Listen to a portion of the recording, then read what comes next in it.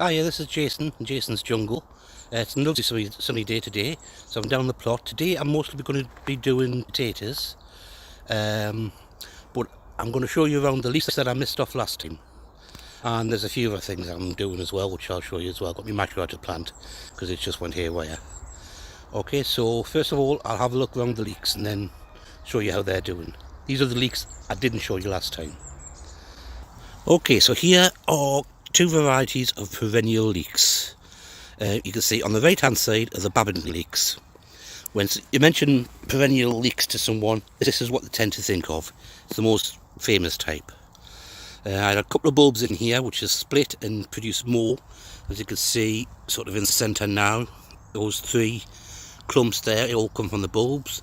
The rest of them come from bulbils which grow in the flower set. So rather than producing seeds, it's a top setting type, and I've got more of them going over there. So these will produce new plants from the bulbs by splitting, and new plants from the top by producing top sets. A great way of getting more plants from them. Again, you can harvest them by splitting them up when they've got a nice clump like that, or by just cutting them off at the top. Cut them off, I've still got them flowering after I've eaten them, which is a good way of doing them. Now, this overgrown grassy area here is not an overgrown grassy area. This is a smaller type of wild leek called a sand leek.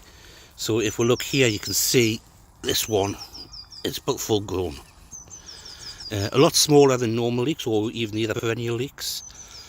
But as you can see, this grass is in fact seedlings from last year's seeds. Not seeds actually, bulbs, bulblets. The top set as in the same way that the Perennial Leeks are. So they'll produce plenty of new crop for next year. Great for perennialising, great for doing very little work. Absolutely fantastic. You know, use them as spring onions, chives, or lots of them as normal leeks, and they taste good. Okay, so I've got another bed that has a couple of other types of leeks in. I'm going to go and show you them. Okay, so this bed has 4 different varieties of perennial leeks. This little clump here is actually the vine leeks that are transplanted. They all came from the same area as this. I obviously missed a few bulbs when I've transplanted them. And this is more than I originally started with. I started off with 5. And as you can see, I've got 1, 2, 3, 4, 8 of them here, 9 of them here. After I've transplanted all those and still growing and splitting. So I'll dig these up because I don't want too many area covered by those leeks. This little clump here, I've got 2 clumps. These are from 2 bulbs of Perennial Leeks. So you can see it's each bulb split into quite a few other leeks. So that will be transplanted into a larger area so I can get a big clump of them. But you might be able to gather, I do like leeks. You know, so hopefully I'm going to end up now having to plant another leek again, which sounds strange for someone who likes them. Now this clump over here, I'll just move in. This is my storage thing. This is for growing plants that I can then dig up and plant elsewhere. Okay, I just had my phone complain that it was full, so it stopped recording. So as I was saying, this is my Aarggh. Aarggh comes from the lowlands of Europe. It comes from, I got these from Belgium, but it's grown Belgium, Holland and stuff. This is where I keep 4 brood balls, which I can dig up and plant next year. So each of these will die back and produce a bulb, which is what is usually harvested from them. You can harvest them as leeks, but they're used as pearl onions. So that will provide all our little pearl onions, sweet leeky onion flavour. That will go into soups and stews. Okay, there's a couple of 2015 leeks here, which have probably been overshadowed by the brassicas that are also in this bed, which are perennials. So I've got perennial kale in here. and that just smothers them. But these were planted in 2015, and they've been hanging around for a while. But over here we have the next one. This is elephant garlic. Started off with a couple of bulbs, a couple of cloves in here, and a few combs, those little things that drop off at the bulb, and they're providing me with a sort of a reserve for elephant garlic bulbs. I'm letting it bulk up a bit so I can then dig it up, spread them out, and always got some to plant.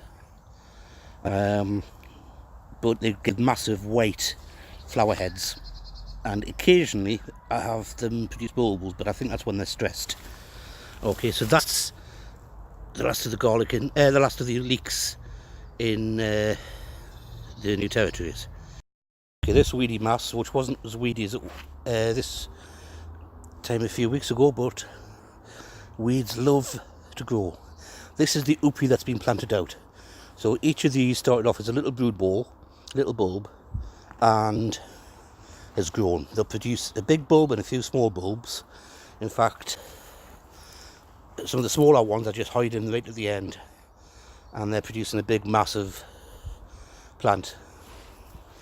And as I said, they're used as pearl onions, so you can get yourself you know, a rather nice different type of plant, different type of harvest from these ones. You can still eat them as leeks, but with all the other ones I don't bother. Before I get on doing this potatoes, this is my Mashua. This was stored in dry compost over winter, but it likes to grow. As you can see, it started growing in January, February, and overtook the shelf that was on, and I think it's best to plant it out now and let it get a head start. So I'm going to plant it next to the hawthorn veg because it likes to climb. So I've planted up here. I might have hawthorn veg covered with what is a relative of the nasturtiums. So this is Mashua, so I'll get on with that. You don't need to see us planting it. So this is what some of the Mashua looks like out of these bags. As I said, these were for storage. It just that it grew quicker than I could eat them. So by the time you get through one bag, the other two have grown. There's a load here. I'll probably not plant all of them, so I'll see if I can convince someone to take them off my hands in the garden. Might be some experimental people, because I've got a new influx of gardeners on the spare plots. So we'll see how that goes. Otherwise, I'll sort something out, even if it is just compost. But I planted quite a few of them, and this is still quite a few left, and this is one bag. And next year I am going to have to try and figure out how you store these long term, or cook a lot of them very fast. They've got a lovely, slight licoricey aniseed flavour to the roots. You can eat them raw, or you can eat them cooked, and the flavour changes between them. It's hard to explain, but you know, it's a different flavour from what you expect from root veg. Yeah, but I'll get on, finish these off, and then see if I can get a shot of the other bag. Okay, next on the agenda are these. Now, I know what you're going to say. Jason, you promised us tatties. Yeah, and they're not tatties, they're onions. You've lost it. You've gone gaga. Well, these are actually potato onions. If you look here, they grow in little clusters. Each little bulb will split and produce more bulbs, same way shallots do, but they taste more onion than shallot.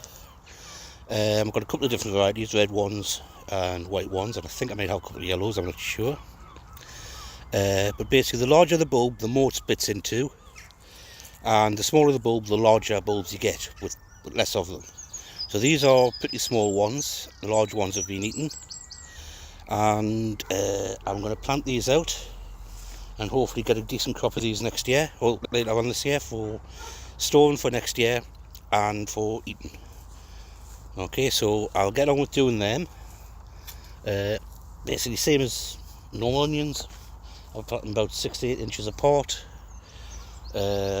Just push them down just so that you're showing a little bit, and grow them exactly the same way. Right then, and I'll get on with that. You don't need to see us doing that, so I'll plant them up and get on with the next thing. Right then, that's the potato onions planted.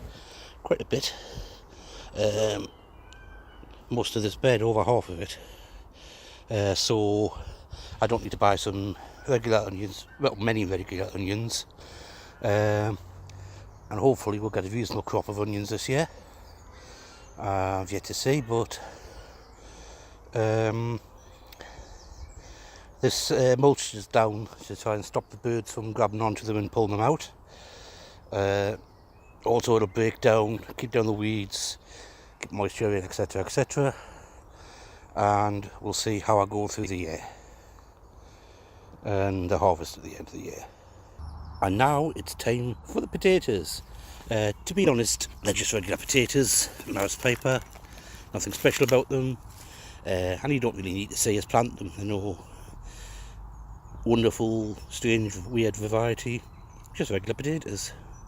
So you've seen potatoes planted. I plant them about a foot apart.